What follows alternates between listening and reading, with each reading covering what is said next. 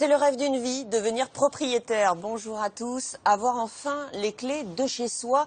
Mais quand on achète un appartement, on ne sait pas toujours où on met les pieds. Car il va y avoir des charges et encore des charges. Parfois même au-delà de la démesure. Certains copropriétaires en font tristement les frais, c'est le cas de le dire, et se demandent où va l'argent qu'ils versent à leur syndic. Ah, ce syndic, profession opaque, peu réglementée, les tarifs sont souvent rédhibitoires et les pratiques parfois douteuses. Alors, comment travaillent-ils, ces syndics professionnels? Leurs prix sont-ils toujours justifiés? Pourquoi ne mettent-ils pas toujours les fournisseurs en concurrence? Et comment certaines copropriétés en arrivent-elles à la faillite? Copropriété quand le rêve tourne au cauchemar, c'est une enquête signée Laure Gratias et Stenka Quillet. Devenir propriétaire est le rêve numéro 1 des Français. Mais lorsqu'on achète un appartement, on ne devient pas seulement propriétaire, mais aussi copropriétaire. On se retrouve à partager un hall, des escaliers, un ascenseur et tous les frais qui vont avec. On n'imagine pas toujours que la facture puisse monter très haut. On a payé à ce chauffagiste depuis 1995, j'avais fait des calculs, plus de 50 millions d'euros. Sur cette copropriété, nous avons payé en 2011 7 000 euros de photocopie. 7 000 euros. Quand les prix grimpent, les copropriétaires pointent du doigt ceux qui gèrent leur immeuble. Dans 9 cas sur 10, ce sont des syndics professionnels. Chaque année, on leur verse 2 milliards d'euros. 6e étage. Derrière tout ça, il y a d'abord beaucoup d'argent. C'est surtout ça. C'est ça la motivation première, c'est de faire l'argent. Voilà des syndics qui ne servent pas, mais qui se servent. Ils nous prennent pour des moutons, et les moutons, on les tond. Par conséquent, on est tondus. Quelles sont les clés pour concilier vie commune et bonne gestion? En France, 15 millions de personnes vivent en copropriété, soit un foyer sur 4. Comment faire pour que le rêve ne tourne pas au cauchemar?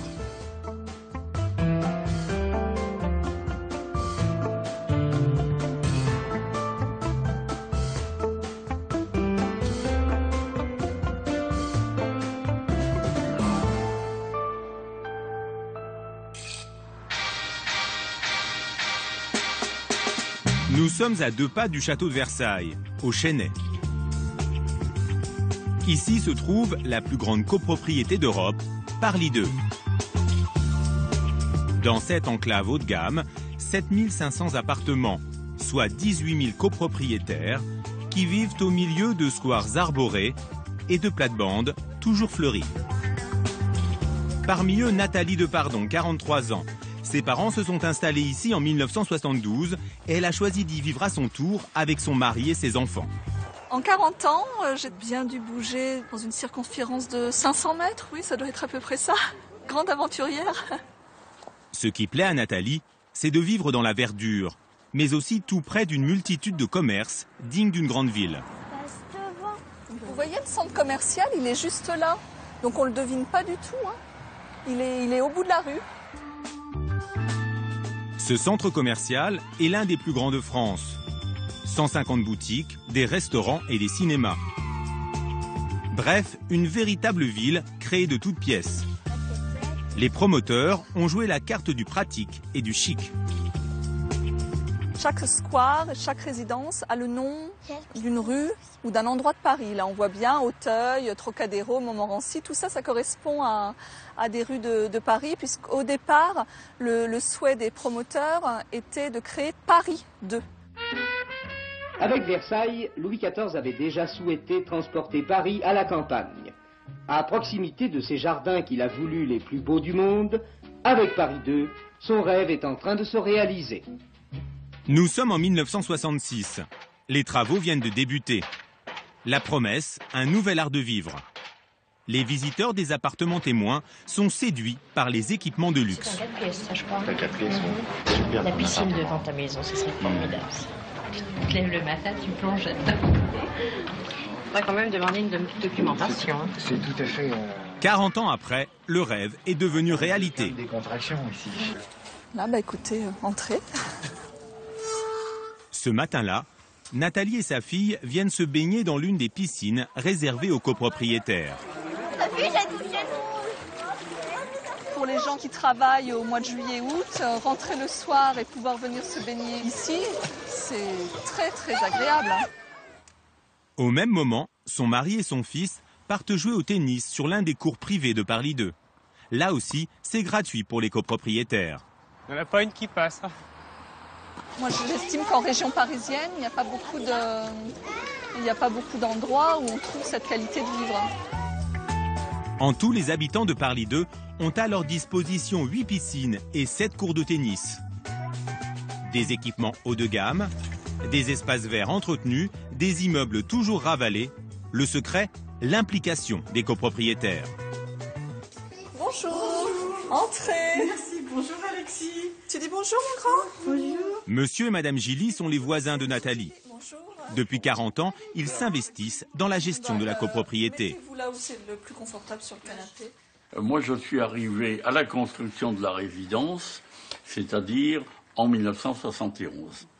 Comme lui, 300 copropriétaires bénévoles suivent les comptes à la loupe, aux côtés de gestionnaires professionnels. Et une salle de bain en moins. Et le suivi est minutieux. Il y a des commissions spécialisées pour chaque problème, commission chauffage, commission économie d'énergie, commission, je ne sais pas, stationnement. On crée des commissions au fur et à mesure que les problèmes apparaissent. Il y a quand même des débats sur est-ce que le chauffage, est-ce qu'on s'est bien organisé, est-ce qu'on n'a pas payé trop cher, les parkings, est-ce qu'il faut les faire comme ça, est-ce qu'il ne faut pas les faire comme ça, est-ce qu'il faut les refaire comme ça. Bon, moi je me dis, tous ces gens-là qui débattent, tous ces gens-là qui suivent, c'est très rassurant. Les charges, c'est-à-dire les frais d'entretien de la copropriété, sont maîtrisés. Nathalie et ses voisins ne trouvent pas qu'ils payent trop cher. On paye 460 € par mois. Donc sur le trimestre, ça fait 1300 €. Vous devez être à peu près... Pour un 6 pièces, c'est à peu près... voilà. Et ça comprend... le chauffage et l'eau chaude. Voilà. Des charges qui ne posent pas de problème dans une zone où la population est globalement aisée. Je crois qu'on est en banlieue ouest, que les prix sont relativement élevés et que la population qui peut arriver ici dans ces copropriétés, c'est une population de cadres. Les gens qui viennent ici, de toute façon, ont plutôt les moyens. Absolument, oui. À Parly 2, 99% des copropriétaires payent leurs charges en temps et en heure. Des habitants heureux, un cadre de vie agréable. Ici, la vie en copropriété est un succès. Mais c'est loin d'être toujours le cas. À 35 km de là, Grigny 2 dans l'Essonne. C'est la deuxième plus grosse copropriété de France. 17 000 personnes vivent ici dans des conditions proches de l'insalubrité. Les ordures sont déposées n'importe où, les murs sont tagués, la copropriété est en quasi-faillite, avec environ 7 millions de dettes. Pourtant, lorsque Daniel et Yannick Rabot ont acheté ici il y a 20 ans, la vie y était agréable. C'était une résidence de luxe ici. Il y avait tous les stewards, les médecins, les pilotes de ligne d'Orly, la plupart habitaient ici à l'époque. Au départ, Grigny 2 est une réplique de Parly 2. Même promoteur, même époque de construction. Ici aussi, on vendait du rêve. Sur cette publicité de 1968, on promettait le confort des privilégiés à la portée de tous. Aujourd'hui, on trouve bien des espaces verts, un centre commercial et même une gare au sein de la copropriété, mais Grigny 2 est quasiment à l'abandon. Par exemple, les habitants n'ont plus accès aux 4000 places de leur parking privé. Et voilà, les autres parkings, là, c'est la même chose, ils sont murés. Tous les parkings de Grigny 2 ont été fermés pour être rénovés. Et ça devait durer 6 mois. Et ça fait 2 ans que c'est fermé. Je pense qu'ils n'ont pas suffisamment d'argent pour continuer les travaux, donc ils ont tout abandonné. Allez. Il n'y a pas que les parkings qui ne soient plus entretenus. Dans les immeubles, tout se détériore de la même façon. Bonjour. Bonjour. Les halls et les ascenseurs sont couverts de graffitis. Plus grave, Depuis 2 ans, dans cet immeuble de 14 étages, il n'y a qu'un seul ascenseur qui fonctionne sur les 2. Problème, il ne dessert que les étages pairs. Alors, monsieur et madame Rabault doivent systématiquement prendre les escaliers pour arriver chez eux. On monte au 4e pour redescendre au 3e étage. Tout ça tous les jours, gymnastique Tous les jours. Alors, bon, pour descendre, ça va. On descend en 3 étages à pied. Et pour monter, ça fait un peu dur. Pourquoi cette copropriété est-elle aujourd'hui dans un tel état? Ici, les habitants ne se sont pas impliqués comme à Paris 2. Ils ont fait confiance à un syndic professionnel. Comme dans 90% des immeubles, les copropriétaires versent chaque trimestre des charges à un syndic. Cet argent sert à payer l'entretien des parties communes. Les halls, les cages d'escalier, les ascenseurs, l'électricité, la toiture, les espaces verts et les parkings. À Grigny 2, l'eau et le chauffage sont aussi compris dans les charges. Le rôle du syndic, défendre les intérêts des copropriétaires, en particulier payer les fournisseurs au meilleur prix. Mais ici, le syndic n'aurait pas bien rempli sa mission. Des prestations payées trop chères ont fait flamber le montant des factures communes. C'est le début d'un engrenage infernal. Comme c'était mal géré, bon, bah, la moindre casse était facturée le double, quoi. Hein. Et à fur et à mesure qu'il y avait des dégradations, ben, on augmentait toujours pour une raison ou une autre. En 10 ans, monsieur et madame Rabault voient leurs charges multipliées par 2. Pour leurs 4 pièces, ils payent près de 400 € par mois, aussi cher qu'à Paris 2. Tu compares les prix des petits revenus comme les nôtres, on n'avait pas les moyens de supporter autant de charges. Il nous restait 300 € pour manger, les sorties, l'essence et s'habiller. Les Rabault sont asphyxiés par ce que leur coûte leur immeuble. Incroyable, ils se résignent à vendre leur appartement il y a quelques mois car ils ne peuvent plus payer leurs charges. Plutôt que de tomber dans les dettes, on a préféré vendre et prendre une location. On est sûr de payer notre location que payer les charges. Au moins, on est sûr qu'on peut payer. Et voilà comment, à plus de 60 ans, ils se retrouvent locataires, alors que devenir propriétaire était le rêve de leur vie. Arriver à mon âge, c'est difficile. Voilà. Je sais plus très bien où j'en suis, je sais plus très bien comment faire, je sais plus. Grigny 2 est entré dans un cercle vicieux. 45% des habitants, étranglés par les charges, ont arrêté de les payer. La copropriété est de plus en plus endettée et l'entretien n'est plus assuré. Une femme refuse cette fatalité. Isabelle Grenouillat a acheté un appartement ici en 2006. Et elle a décidé de mettre le nez dans les comptes. C'était la première fois de ma vie que j'étais copropriétaire. Et donc, j'ai été amenée à recevoir des appels de charges, chose que je n'avais jamais reçue de ma vie. Et quand j'ai vu les appels de charges et que la complexité des appels de charges, je m'y suis intéressée davantage. Parce que moi, je veux bien payer, mais j'aimerais bien savoir ce que je paye. Isabelle Grenouillat enquête. Elle veut savoir où passe l'argent. J'ai été amenée à contrôler les comptes et la copropriété sur l'année 2008, tous les contrats qui lient cette copropriété à des fournisseurs. J'ai également constitué un dossier sur notre chauffagiste. Et là, elle découvre que le chauffagiste, c'est le problème numéro 1. 60% de la dette de Grigny 2, c'est une dette de chauffage. Car le fournisseur facture le gaz à un prix exorbitant. On a payé à ce chauffagiste depuis 1995, j'avais fait des calculs, plus de 50 millions d'euros. Pour un prix du chauffage qui est comparativement à d'autres copropriétés au-dessus à peu près de 30% plus cher que dans les autres copropriétés en général. Donc 30%. Ce tarif plus élevé dure depuis 40 ans.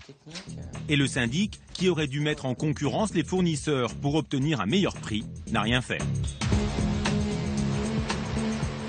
À Grigny 2, cette immense chaufferie est devenue le symbole de la mauvaise gestion de la copropriété. Le combat d'Isabelle Grenouillat, faire venir un chauffagiste moins cher. À force d'insister, elle a obtenu qu'un appel d'offres soit lancé. Elle espère que début 2013, un nouveau fournisseur reprenne le contrat. Mais nous sommes en novembre et elle n'a aucune nouvelle. Elle vient sur place pour savoir ce qu'il se passe. Mais on n'a pas le droit de regarder. S'il vous plaît. Bonjour monsieur. Voilà. J'ai pas le droit de rentrer dans ma chaufferie. Non, et alors hors de faire rentrer personne au niveau de la chaufferie, je fais rentrer personne. Le problème, c'est que la dette de la copropriété fait peur à tous les chauffagistes. Pour l'instant, aucun fournisseur ne veut reprendre le contrat. Même celui qui est en place n'a pas fait de proposition. Non, attends, on n'arrive jamais à le joindre. Qui a bouffé sur la bête pendant 40 ans, ne s'est même pas proposé pour reprendre son propre contrat. Enfin, il y a quand même, c'est quand même hallucinant, quoi. Voilà, quoi. Donc aujourd'hui, eux aussi ils laissent tomber puisqu'ils ne se proposent même pas pour acheter le contrat. Isabelle Grenouillat est en colère, car le risque est qu'en début d'année, les 17 000 habitants de Grigny 2 se retrouvent sans chauffage ni eau chaude. Une situation intolérable en plein hiver. Moi j'ai écrit partout, j'ai écrit au ministère du Logement, j'ai écrit au préfet de l'Essonne qui ne me répond pas. Les copropriétaires aujourd'hui ne sont informés de rien. Qui l'a payé ? Pour trouver une solution, elle a demandé de l'aide à la mairie de Grigny. Ce jour-là, elle a obtenu rendez-vous avec le maire. C'est son dernier espoir. Jean-Philippe, ça va et vous ? Je vous en prie. Merci.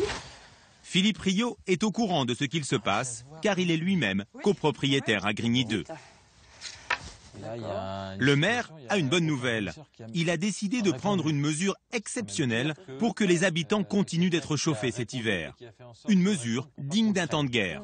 Nous, on propose la réquisition. C'est un arrêté du maire ou un arrêté préfectoral. Donc du jour au lendemain, il peut être pris. En tout cas, le mien, il est prêt pour obliger quelqu'un à fournir du gaz, un fournisseur du gaz, on le réquisitionne. Oui, mais alors celui que vous voulez ? Enfin, je veux dire, comment ça se passe ? Celui que je veux. D'accord. Donc ça, c'est la manière forte.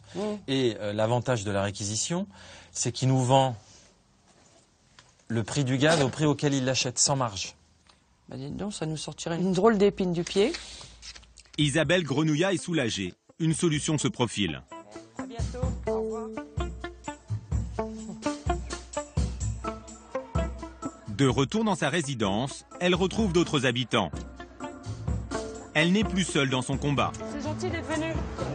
Elle a réussi à réunir autour d'elle 80 copropriétaires au sein d'un comité de défense de Grigny 2. Bonsoir à tout le monde. J'ai des bonnes nouvelles.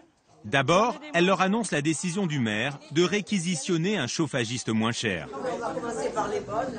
Donc on va peut-être pouvoir espérer qu'à partir de 2013, nos charges de chauffage, elles vont diminuer. Si elle pouvait diminuer de 20% déjà, voilà. Mais la partie est loin d'être gagnée. La faillite menace toujours. Plus que jamais, les habitants doivent se mobiliser pour défendre leurs intérêts. Moi, j'en vois pas d'autres. AGIA ne répond pas. Il faut faire quelque chose. Il faut qu'on se bouge, les enfants. Il faut qu'on se bouge. Il ne faut pas que les copropriétaires soient mis de côté, soit abandonnés, et soit qu'on n'ait pas notre mot à dire. C'est intolérable. Mais j'ai besoin de vous. Je ne peux pas agir toute seule. Madame Grenouillat a commencé avec une dizaine de personnes. Maintenant, c'est quand même agréable de voir qu'il y a une salle complète. On est tous ensemble pour ça, pour signifier qu'il n'y a pas rien. Il se passe quelque chose à Grigny. Et on ne se laissera pas faire. Ce combat des copropriétaires promet d'être long. Merci infiniment à tous d'être là. Tous ont compris la leçon.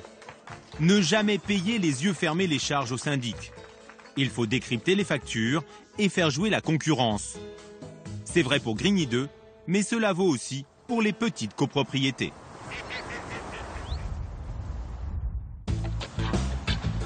Paris, 18e arrondissement. Daniel Lederlin est propriétaire d'un appartement au pied de la butte Montmartre. Cet ancien chef d'entreprise est stupéfait par le montant des charges qu'il paye au syndic. Il habite dans ce petit immeuble, une copropriété de 30 appartements, sans prétention. Bon, voilà, vous rentrez dans l'immeuble. Vous voyez, c'est un immeuble tout ce qu'il y a de plus simple. Un couloir étroit, un escalier à la peinture défraîchie et même pas d'ascenseur. Rien de luxueux dans ces parties communes. Ici, donc, vous avez le seul espace extérieur. Vous voyez, c'est une petite cour un peu plus modeste. Vous avez un garage à vélo. Et puis, les poubelles, vous voyez, vous n'avez même pas de local poubelle. Et vous avez des boîtes aux lettres. Pas de jardin, pas de parking, absolument rien. Et pourtant, la facture est très salée. Notre appartement de 80 mètres carrés, nous avons payé plus de 1500 € par mois de charges. Par mois. 3 fois plus qu'à Paris 2. Alors qu'ici, il n'y a ni tennis, ni piscine. Tout s'est mis à augmenter il y a 3 ans, quand un nouveau syndic a pris la gestion de l'immeuble. Avant, l'ancien syndic lui facturait environ 3500 € par an. En 2009, avec le nouveau, ses charges sont brutalement passées à 10 000 €, puis à 20 000 en 2011. Que s'est-il passé? Tous les 3 mois, il reçoit l'appel de charge, en quelque sorte la facture du syndic. Mais il comporte très peu d'informations, à part le montant à payer. Alors Daniel Lederlin a exigé un relevé de toutes les dépenses annuelles. Voilà un relevé général des dépenses, vous voyez? Comme il est à la retraite, il avait du temps pour le décortiquer. En décryptant les petites lignes, il découvre que ce qui coûte cher, ce sont les honoraires du syndic. C'est plus de la moitié des 1500 €. Dès que cela sort de la gestion courante, le syndic fait payer au prix fort. Il convoque l'Assemblée Générale chez lui et il nous facture à chaque fois la salle 300 €. Vous voyez, bon, voilà.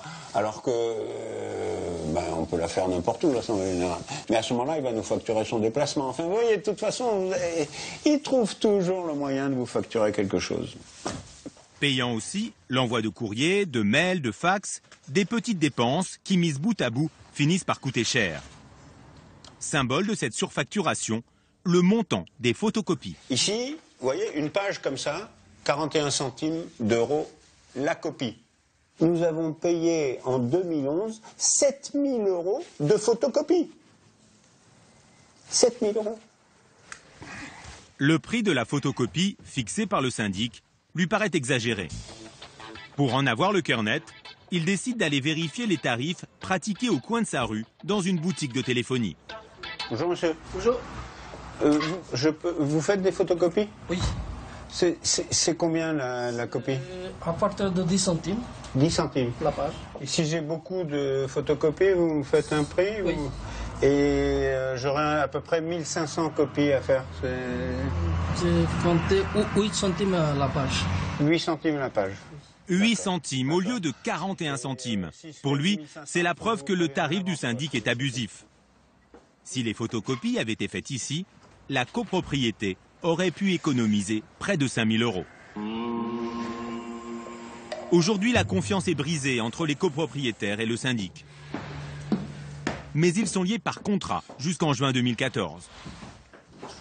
Alors, Daniel Lederlin demande de justifier chaque euro dépensé. Mon objectif, c'est de limiter les dépenses autant que faire se peut jusqu'à la fin de contrat. Et ces dépenses sont très largement générées par des pratiques, à mon avis, abusives du syndic. Le syndic de Daniel Lederlin, nous sommes allés le rencontrer. Depuis 32 ans, Patrick Dallemagne fait de la gestion immobilière. Voilà le compte. Il s'occupe de 180 immeubles à Paris et sa banlieue. Nous l'interrogeons sur la flambée des charges de M. Lederlin. Pour lui, rien d'anormal. Dans cette copropriété, les procédures judiciaires se sont multipliées et pour les traiter, il fait payer des honoraires en plus. Alors M. Lederlin ne doit pas mélanger tout. Si ces charges, c'est-à-dire ce qu'il paye, une fraction minime malheureusement n'est que le fonctionnement ordinaire de l'immeuble, le reste, surabondamment, c'est des problèmes de litige, de procédure. Selon Patrick Dallemagne, tous ces tarifs sont justifiés, même les photocopies, à 41 centimes. Le syndic, c'est pas un copy-center. C'est pas sa vocation, c'est pas son organisation. On serait un copy-center, on aurait des salariés au SMIG. Et on aurait des très grosses machines. À partir de là, on peut écraser le prix de la photocopie. Mais un syndic, c'est pas ça du tout. En fait, les syndics sont libres de fixer leur prix comme ils le veulent. rien d'illégal dans les tarifs de Patrick d'Allemagne. Tout se décide dans le contrat signé avec les copropriétaires. Ces contrats, souvent opaques, sont peu encadrés par la loi. Du coup, les abus sont nombreux. C'est ce que vient de prouver une grande étude de 60 millions de consommateurs. La revue établit le palmarès des syndics. Lionel Mauguin a passé au crible près de 300 contrats. Le résultat est affligeant. Sur tous les contrats là qu'on a épluchés, de notre point de vue, il n'y en a que 4 qui sortent du lot et qui sont considérés comme corrects. Ils ne sont pas parfaits, ils sont corrects. Donc 4 sur 282, c'est quand même pas beaucoup. Dans 99% des contrats étudiés, le même travers, une surfacturation érigée en système. Le prix de la photocopie est une fois encore un bon indicatif. Chez Foncia, par exemple, elle coûte jusqu'à 81 centimes pièce. Donc on imagine que c'est des papiers qui sont dorés à leur fin, à ce prix-là, parce que franchement... Alors on a remarqué aussi des choses assez rigolotes, c'est que notamment dans les comptes rendus d'Assemblée Générale, des fois vous avez des polices de caractère immenses. Et ça fait des dizaines et des dizaines de pages, et autant de photocopies à faire.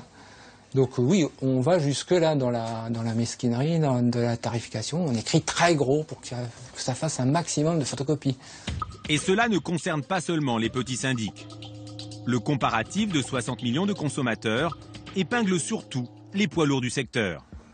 Donc là, vous avez les principaux syndics français. C'est des réseaux de cabinets qui détiennent la grande majorité de ce marché. Foncia, Lamy, Citia, Sergic, Oralia, Urbania. Force est de constater que voilà, il n'y en a pas un qui s'en sort. Ces grandes enseignes se partagent un chiffre d'affaires d'1,3 milliard d'euros par an. Nous décidons de nous intéresser à Citia, le numéro 3 en France. Direction Le Mans. Dans cette ville de 140 000 habitants, on trouve près de 700 copropriétés. André Coubard est le représentant local d'une association de défense des copropriétaires, l'ANCC. Ce professeur à la retraite aide les habitants en conflit avec leurs syndics. Et ici, il se retrouve le plus souvent face à Citia. Cette société immobilière est devenue omniprésente dans la ville. Nous avons partout autour de nous tout un quartier Citia. Citia, Citia, Citia, Citia. Et même si l'on change de quartier... Citia, Citia, Citia, Citia. De quelque côté qu'on se tourne, c'est toujours Citia. C'est 80% des résidences du Mans sur peut-être 500, 550 résidences au moins qui sont gérées par Citia au Mans. C'est énorme. Dans 8 immeubles sur 10, le syndic c'est Citia. Selon André Coubard, cela aurait une conséquence sur les prix. Lorsqu'on est en situation de monopole, on monte ses tarifs. On a des tarifs maintenant qui sont proches de ceux de Paris. Et ce sont les propriétaires, bien sûr, qui en font les frais. André Coubard a été le témoin de la progression fulgurante de cette société. Sur leur site internet, l'épopée Citia est racontée en images. Tout débute en 1990 avec l'ouverture d'une agence à Tours. 20 ans plus tard, c'est 77 agences dans tout le pays. Avec 1400 collaborateurs, c'est devenu le 3e syndic de France. Et il continue de progresser en rachetant des cabinets partout. Citia est aujourd'hui un géant de l'immobilier. Défend-il vraiment les intérêts des petits copropriétaires? Au Mans, André Coubard a repéré un immeuble où Citia aurait poussé à faire des travaux très coûteux. Il a demandé à la présidente de son association de venir sur place constater la gravité de la situation. Bonjour Émilie. Bien, le voyage. Nous les accompagnons à la résidence de la Chasse Royale. Un immeuble imposant de 150 appartements. Une grosse structure dans laquelle Citia s'en met plein les poches. Ici, des travaux importants viennent de se terminer. L'aménagement de cette place devant l'immeuble, avec des espaces verts, des bancs et des places de parking. En 2009, Travaux d'étanchéité. André Coubard montre que le devis initial présenté par Citia en 2009 était de 500 000 €. Mais très vite, la facture des travaux a explosé. En 2010, on était à 500 000 € là. Là, on arrive à 918 577, plus encore 19 000 €, plus 11 000, bref, on arrive à 950 000 €. Près d'1 million d'euros, c'est le double du devis initial. André Coubard découvre aussi que les copropriétaires n'ont jamais voté ces travaux en assemblée générale, comme l'exige la loi. Sur le procès-verbal de l'AG de 2009, Citia propose de les voter lors de l'Assemblée générale de 2010.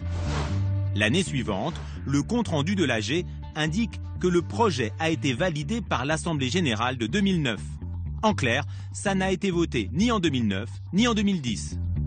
Et pourtant, les travaux ont été faits. C'est illégal, c'est parfaitement illégal. Le problème, c'est est-ce que les gens sont suffisamment mobilisés?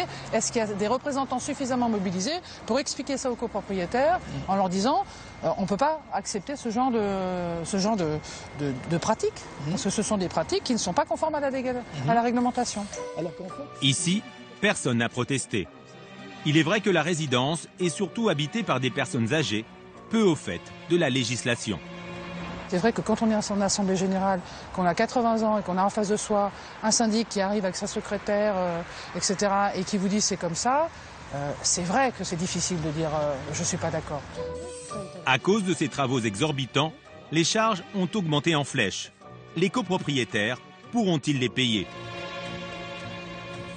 Je pense que si on revient dans 5 ans, là on va avoir des impayés pratiquement à plus de 50% de la copropriété. Et vous aurez des propriétaires qui seront en incapacité de faire face à leurs propres charges. Résultat, les habitants de la Chasse Royale risquent de se retrouver pris dans un engrenage infernal semblable à celui de Grigny 2. Pour éviter d'arriver à de telles situations, André Coubard organise chaque mois une réunion d'information. Est-ce qu'il y a des questions? Est-ce qu'il y a des gens qui ont des choses à dire particulièrement? Le nom qui revient dans la bouche de tous, c'est Citia. Par exemple, cette société inciterait à faire des travaux coûteux qui ne se justifient pas. La porte d'entrée qui a été forcée avec un pied de biche. Citia proposait de changer la porte pour 4 400 €. Le coût réel, 75 €. Les syndics mettent leur commission sur contrat. André Coubard leur explique que l'intérêt du syndic est de gonfler le montant des travaux car il touche un pourcentage sur la facture finale. Au lieu de 10 000, par exemple, à la Chasse Royale, où il y a eu pour 1 million de travaux, presque 1 million de travaux, et la commission du syndic a été de 5% sur le montant TTC. Vous imaginez un petit peu? Oui, tout à fait. Ah, vous savez, on est bon qu'à payer. Ah, oui, voilà, on est écœurés, exploités. Ils nous prennent pour des moutons, et les moutons, on les tombe.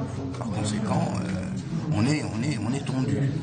Jusqu'au moment où on réagit en se disant ça ne peut pas continuer comme ça. Ces copropriétaires ont donc mis fin au contrat de Citia grâce au conseil d'André Coubard. En 7 ans, c'est la 17e résidence qui l'aide ainsi à s'émanciper. Ce qu'il combat, c'est une recherche de profit à tout prix. Derrière tout ça, il y a d'abord beaucoup d'argent. C'est surtout ça, c'est ça la motivation première, c'est de faire l'argent. Voilà des syndics qui ne servent pas, mais qui se servent.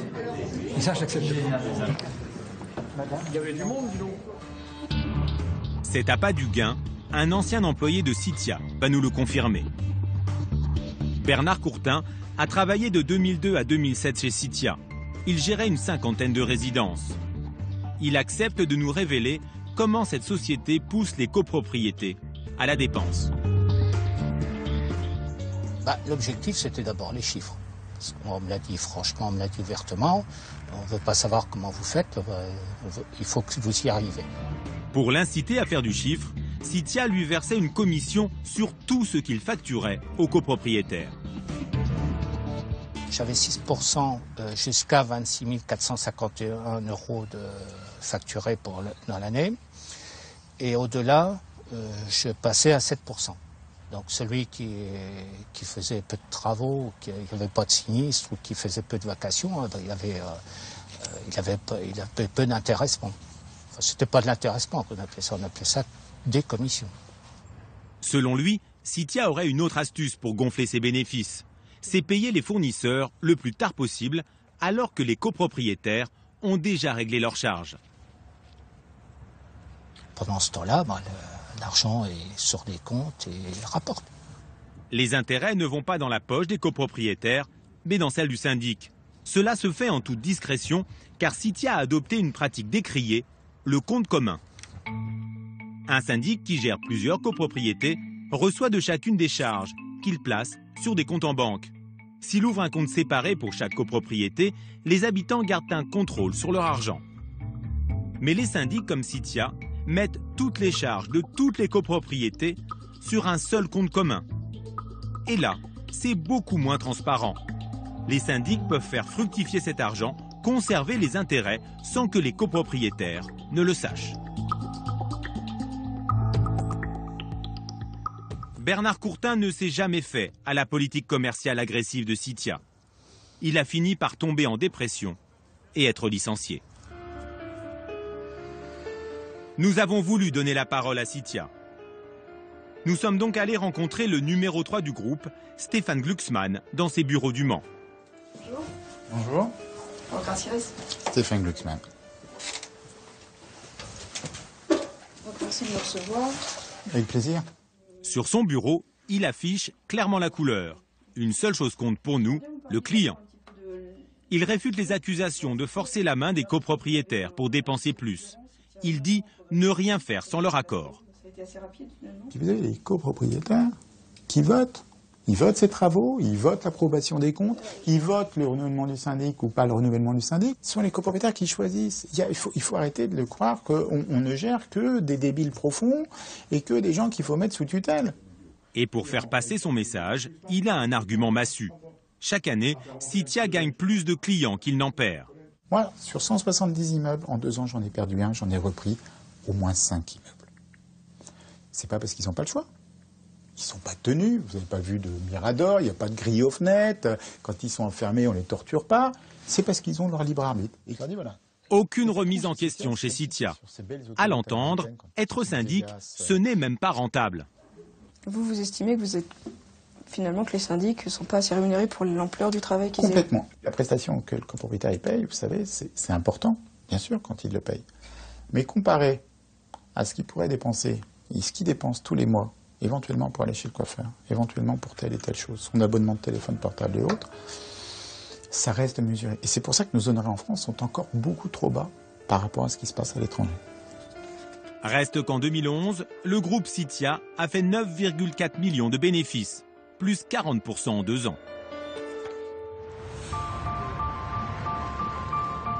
À Paris, au Sénat, nous retrouvons Émilie Alain, la présidente de l'Association nationale des copropriétaires. Face aux abus des géants de l'immobilier, elle veut que la loi soit plus contraignante. Son objectif ce jour-là, convaincre des sénateurs de l'urgence de la situation. Il suffit d'une personne concernée qui va ensuite mobiliser les autres. Si j'arrive à convaincre 3 ou 4 sénateurs, ça veut dire que demain, il peut y en avoir 20. 2 sénateurs ont déjà promis de la recevoir. Elle profite d'être dans la place pour essayer d'en rencontrer un maximum. Elle appelle les assistants parlementaires. On leur prendra juste 5 minutes. Oui, mais en fait, il n'y a pas besoin de préparation. Je leur présente juste, en fait, mes demandes. Ils se sentent en difficulté par rapport au sujet. Bon, tant pis, ce sera pour une prochaine fois. L'idéal, c'est d'arriver le matin à 9h, de faire du sitting, de téléphoner à tout le monde, d'avoir au fur et à mesure ceux qui sont disponibles et de revenir tous les matins dans le même contexte, pendant 1 semaine, voire 1 mois. Finalement, elle obtient un rendez-vous de plus. Bonjour, enchanté de vous rencontrer. Le sénateur socialiste de l'Aveyron, Alain Fauconnier, accepte de la voir. Tout à fait. Elle veut le convaincre de relayer son message auprès de la ministre du Logement. Par exemple, le compte séparé. Ok. Donc, nous avons préparé une lettre pour Madame Duflot que nous lui avons déjà envoyée. La mesure phare de cette lettre, rendre le compte séparé obligatoire. Alain Fauconnier se souvient qu'il y avait déjà eu une tentative de l'imposer sous le précédent gouvernement. Il avait été avancé un certain nombre de choses, mais à la fin, ça s'est fini. Mais voilà, le problème, c'est qu'à chaque fois, des propositions sont faites et on ne sait pas pourquoi ça n'aboutit pas. Moi, j'ai bien noté, si ça revient sur le tapis... Ce serait intéressant qu'on puisse au moins être entendu, écouté, et puis on verra ce qu'on fait derrière. Cette discussion est une première prise de contact. Émilie Alain compte bien relancer le sénateur dans les mois qui viennent. 2e rendez-vous dans la foulée. Bonjour, bienvenue. Merci de m'accueillir. Cette fois, c'est la sénatrice PS du Haut-Rhin, Patricia Schillinger, qui la reçoit. Et Émilie Alain trouve une alliée. Passer à la part incitative dans la taxe. Effectivement, il faut absolument que les comptes soient séparés. On était intervenus, c'est aussi vraiment la transparence, comme je vous l'ai dit. Et puis, il faut que tous les syndics appliquent la même chose. C'est impossible. Émilie Alain lui demande alors pourquoi cette mesure n'a pas encore été adoptée. Pour la sénatrice, c'est sûrement parce que les syndics font pression sur les élus. Mais il y a des lobbies, naturellement, qui sont là, parce que sinon on avancerait. Si c'était clair et simple, la loi serait appliquée, les décrets seraient sortis, mais là, certainement, il y a beaucoup d'enjeux. Je ne les connais pas tous, je ne veux pas me prononcer, mais c'est important de nouveau interroger le gouvernement, qui est en place actuellement, et d'avoir des réponses bien claires. Le gouvernement prépare justement une nouvelle loi sur le logement. C'est l'occasion ou jamais de faire entendre la parole des copropriétaires. Non, mais je lui demanderai. Émilie Alain compte sur le soutien d'une personne qui connaît bien le dossier. Marie-Noëlle Lienemann, sénatrice de Paris, a été ministre du Logement dans le gouvernement Jospin. C'est plus cosy. Je vais vous remettre un projet de lettre ouverte que nous destinons à Madame Duflot. D'accord, pas de souci. Pour ma part, je pense que dans la loi de Cécile Duflot, c'est un des gros sujets. Ah ben je l'espère. Mais l'ancienne ministre a une crainte, que seul le point de vue des professionnels de l'immobilier soit entendu, comme d'habitude. Ça fait une dizaine d'années. Ce que les pouvoirs publics ont du mal à faire, c'est souvent de se mettre du côté d'un copropriétaire qui ne connaît pas de A jusqu'à Z, de tout le droit, du sous-détail de l'amendement, du 4e alinéa, etc. Donc on a besoin d'acteurs qui ressentent l'action du côté du copropriétaire. Voilà. Ça me paraît... Le bilan de la journée d'Émilie Alain est plutôt maigre. Elle n'est parvenue à rencontrer que 3 sénateurs de la majorité, aucun de l'opposition. Étonnant pour un sujet qui concerne 15 millions de Français. Il ne faut pas baisser les bras, au contraire. Nous avons des copropriétaires qui ont besoin de nous, donc à nous de porter leur voix et de la porter là où il faut. Et s'il faut la répéter, et s'il faut répéter ce genre de rencontres comme celles qui ont eu lieu ici, nous les répéterons autant de fois que nécessaire. La loi de Cécile Duflot devrait être présentée au Parlement d'ici la fin 2013. Émilie Alain espère qu'elle offrira plus de garanties aux copropriétaires. En attendant, ils ont déjà une solution, se passer de syndic. En région parisienne, Vincent Tauzin veut gérer lui-même son immeuble. C'est possible. La loi n'impose pas de faire appel à un professionnel de l'immobilier. Un copropriétaire, comme lui, peut s'en charger. C'est plus facile quand il y a peu d'appartements. Voilà, la copropriété. C'est un petit immeuble, il y a 2 appartements par étage, donc ça fait 6 appartements, 6 lots. Vincent Tauzin habite ici depuis 10 ans. Il juge que payer 150 € par mois de charge pour 40 mètres carrés, c'est trop. Selon lui, le syndic s'en met plein les poches. Ces charges, en fait, sont dues au fait que le syndic prend quasiment un bon tiers, voire la moitié du budget annuel. Il reproche aussi au syndic son manque de transparence. Depuis 2 ans, selon lui, les irrégularités se multiplient. Pour la comptabilité complètement opaque, ils ne veulent transmettre aucun élément. Donc là, j'ai tiré la sonnette d'alarme. Aujourd'hui, c'est le jour J. Vincent Tauzin se rend à l'Assemblée générale annuelle des copropriétaires. Le contrat du syndic arrive à son terme. C'est donc le moment ou jamais de s'en débarrasser.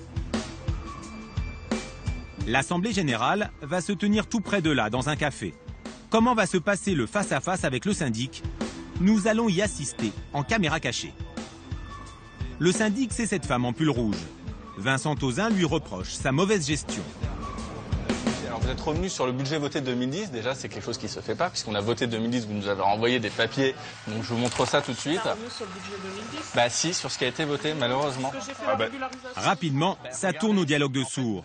Ils ne lisent pas les chiffres de la même manière. Sous réserve, par exemple vos honoraires qui devaient avoir une réduction. Non. D'ailleurs vous avez recompté, regardez bien. Regardez bien. Le syndic sait que les copropriétaires veulent se débarrasser d'elle. Acculée, elle va jeter l'éponge.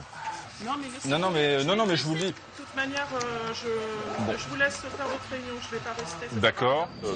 La confrontation aura duré 7 minutes. Au revoir, madame. Avec son départ, l'immeuble se retrouve sans gestionnaire. Les copropriétaires se demandent ce qu'il va se passer. Là, on a plus de syndic. Oui, alors justement, concrètement, qui va payer et comment? Alors l'eau, moi ce que je propose... Vincent Tauzin a une solution. Il propose de gérer lui-même la copropriété.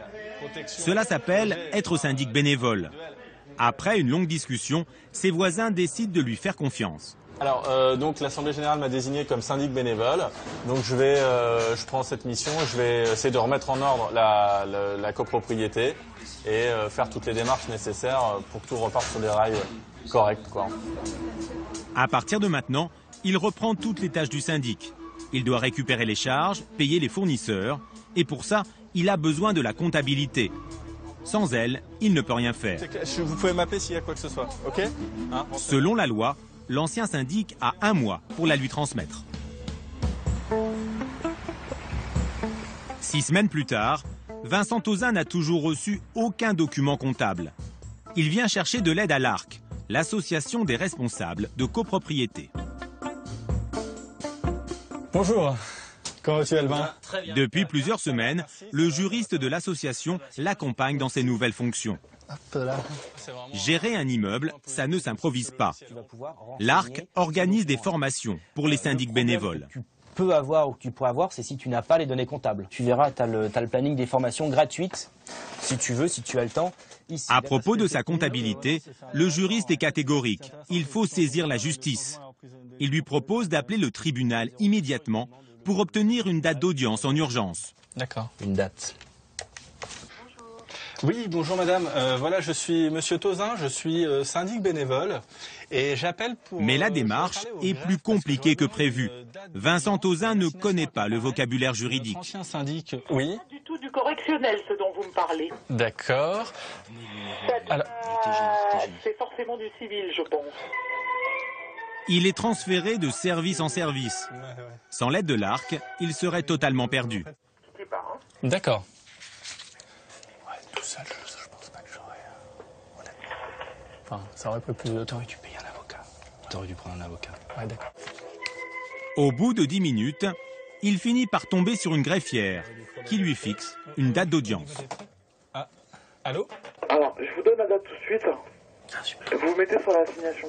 Vous la mettez sur l'assignation. Oui, oui. Bon, ben parfait, Albin. Ben merci à toi. Devenir syndic bénévole ressemble parfois à un parcours du combattant. Mais le jeu en vaut la chandelle. Le juriste lui promet que très vite, il va faire des économies. Très content de t'avoir. Donc tu vas gagner du temps finalement, parce que le temps que tu vas gagner à ne pas courir après le syndic, ben, tu vas faire les choses et ça va être plus rapide. Et puis tu vas remettre en concurrence tous les contrats et supprimer tous les contrats qui sont superflus. Et je suis sûr qu'il y en a quelques-uns. Tout à fait. Et puis gagner du temps et de l'argent, que demander de mieux, hein. Vincent Tauzin espère ainsi faire baisser ses charges d'au moins 30%. Eh ben, je t'en prie. À bientôt. À bientôt, j'espère. Quelques jours plus tard, il a récupéré la comptabilité de son immeuble. La convocation au tribunal a produit son effet.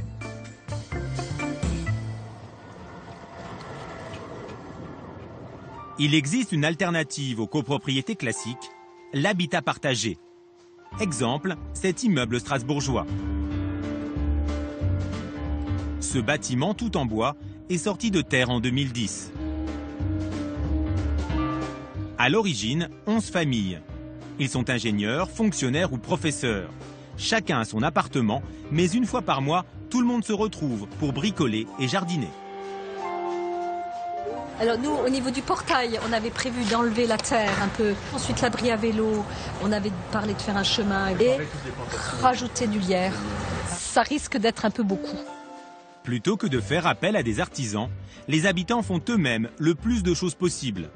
L'entretien de tous les jours, c'est l'affaire de chacun. On a un planning. On se dit, tel mois, c'est telle famille, sortir les poubelles, bon ça, on le fait aussi. Enfin, voilà, il y a un roulement et ça c'est prédéfini et chacun le fait à son tour, quoi. Ce matin-là, au programme, plantation et nettoyage. Visiblement, ce n'est pas une corvée. C'est l'occasion de faire des choses après qu'on apprécie. On passera tous les jours là devant. C'est intéressant de voir que c'est nous qui avons fait ça. Le jardinage nécessite bien sûr quelques efforts physiques. Mais la bonne humeur est générale. Et côté porte-monnaie, les habitants s'y retrouvent aussi. Grosso modo, je crois qu'on avait calculé, on tournait autour de 700 € par an, par famille, en tout compris au niveau des charges, quoi. Moins de 60 € par mois, et ça comprend l'eau et le chauffage. Un tarif qui défie toute concurrence. Il est vrai qu'il n'y a pas de syndic, donc pas d'honoraires. Ici, tout est géré en interne. On a un conseil de maison qui s'est réuni une fois par mois à peu près et qui est présidé à tour de rôle. Donc là, à partir du mois prochain, c'est nous. Objectif, se mettre d'accord sur chacune des décisions, que ce soit des achats ou des travaux. On essaye le consensus, sans vote, mais on a eu quelques situations rares où on a voté. À un tel degré d'entente, ça s'entretient au quotidien. Une mousse au chocolat et puis un cake salé. Après le jardinage, un repas réunit tout le monde. C'est une habitude dans l'immeuble.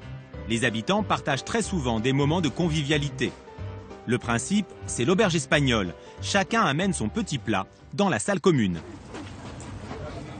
À nos autres. À nos autres, voilà. Bienvenue. Bienvenue. Ce repas, c'est un peu le symbole de l'habitat partagé. Ces gens ont choisi de vivre ensemble, unis par des valeurs, et cela fonctionne. On mange de la japonaise. Qui c'est qui n'a pas eu de soupe? 3 générations cohabitent ici au quotidien. Et à la différence d'une copropriété classique, ils ne vivent pas seulement les uns à côté des autres, mais un peu les uns avec les autres. Dans la copropriété où j'étais avant, on était chacun pour soi, bonjour, bonsoir, c'était tout. Alors qu'ici, ce qui est important, c'est qu'on se connaissait donc avant d'y être. Surtout, on a partagé un certain nombre de valeurs communes qui font que maintenant, c'est beaucoup plus facile pour nous de se connecter, d'être ensemble. Moi, je trouve qu'on apprend beaucoup dans cette situation-là. Et vivre ensemble, c'est pour moi un plaisir. L'habitat partagé se présente comme une solution d'avenir, une troisième voie entre maisons individuelles et copropriétés. En France, il en existe pour l'instant 300. Mais en Allemagne, l'habitat partagé représente déjà 20% des logements neufs.